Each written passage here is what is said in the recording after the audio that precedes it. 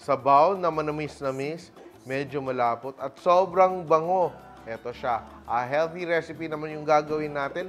Bulanglang na hipon. Let's start cooking! So, magluluto tayo ng bulanglang na hipon sa bayabas. So, hindi to siya yung very popular na bulanglang na purong gulay. Ito siya is yung Kapampangan style, yung hipon na may putok dahil bayabas ang nagpapalasa sa kanya. Oo, di ba? Oy, no offense ha, pero ito siya. Ang gamit mo na bayabas dito, yung native na bayabas. Ito. Kailangan mo, i-trim off mo lang yung mga, di ba, yung core niya. Kung may sobrang bulok, slice mo. So, yung una natin gagawin, nagpakulo na ako ng tubig dito. And what you do is, kailangan mo siyang pakuluin hanggang lumambot.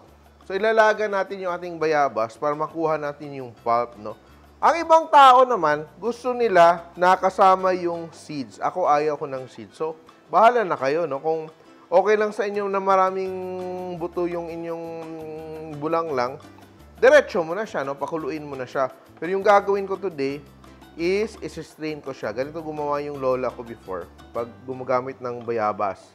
So, hindi pwede yung malalaking bayabas yung gamitin mo kasi wala siyang lasa at wala siyang aroma. So, it's the native guava ang ginagamit. Ito din yung guava na ginagamit for guava jam.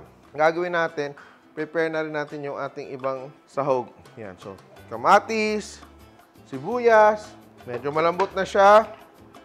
And I will strain. Sasalain natin yung ating bayabas to get the pulp. Yan. Ito, mamash natin dito. Ito yung katas ng ating bayabas. And habang ginagawa ko to, lalagay ko na rin yung aking ibang mga ricados. Usually, hindi naman to ginigisa ha. Pero, sayang naman, ang dami nating ricados. Hindi natin na mapalabas yung kanyang buong flavor. Yan. Ito namang bayabas, tuloy-tuloy lang tayo mag-mash dito. Ito, para hindi natin masama yung seeds, no? Yan. Gisa-gisa. Yan, konting gisa lang.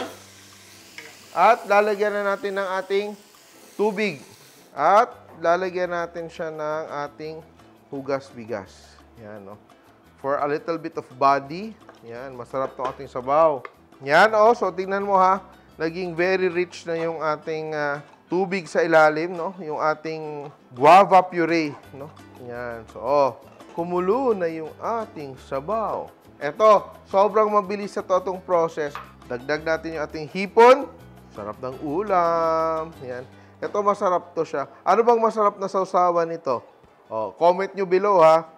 Ako, patis kalamansi lang. Gagawin natin dito, yung pulp natin, lalagay na rin natin, no? Add natin, na-strain na yan, wala na yung buto. Yan. Oh, may gulay. Oo nga, gulay nga talaga. Ang bango-bango.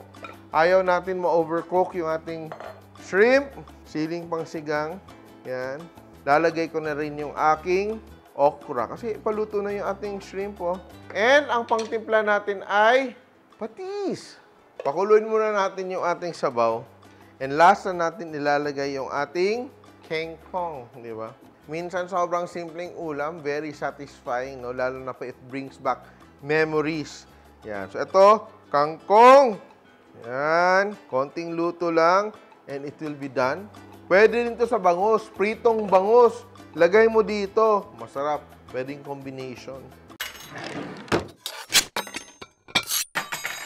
At luto na yung ating bulanglang and kakain na ako. Sausawan na lang kulang. And ito yung gulay natin.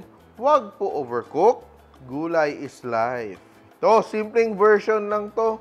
Yan, our sabaw. Hipon-hipon. Oh, wow. No? At titikman natin. Alam mo, ako, sabaw, araw-araw. Happy na ako.